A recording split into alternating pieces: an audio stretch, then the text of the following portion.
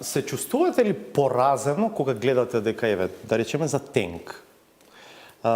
Вие донесовте пресуда, апелација вие потврди пресудата, иако еве во случајот на Јанкуловска имаше промена во висината на казната, тоа што еве Груевски побегна не е во затвор. Јанкуловска исто така наоѓа начини како да го одолговлекува влегувањето во затвор. Нема зошто јас да се чувствувам поразена.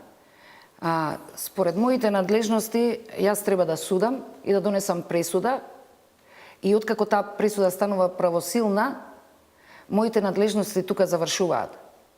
Можеби државата тука треба да се чувствува поразена. А од друга страна, можеби е малку и чудно што од страна на Врховниот суд се донесе таква одлука за Јанкуловска во смисла дека нема да почне со издржување на казната затвор, се додека не одлучат по вонредниот правен лек. Се работи за правосилна пресуда и тука се гледа разочарувањето кај народот. По сите портали тоа го пишува. Не може да имаме двојна правда, двојни аршини. Сите граѓани на Република Северна Македонија сме подеднакви пред законот. А во поглед на бегството на Груевски, јас гледам вина и во таа комисија за дискриминација, тие на некој начин му овозможија на Груевски да Унгарија не го испорача.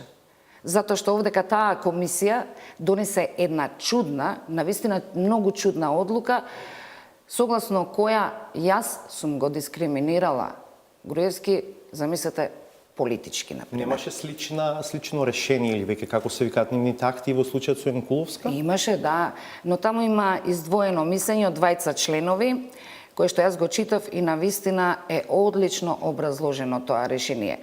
И за жал, значи, во нашата држава имаме органи кои што можат да работаат како сакаат, пристрасно или на некој поинаков начин, но не одговараат. Било каква одлука да донесат, тие членови не одговараат за таа одлука, без оглед колкава штета нанесоа на Република Македонија. Тоа е еден општ тренд во овие 2,5 години. Мислам дека власта, мнозинството во парламентот сакаат да го слушаат Брисел и да не ги чепкаат телата кои што по устав и закон треба да бидат независни, регулатори во одредени области, и многу од тие институции и тела останаа недопредни, нечепнати.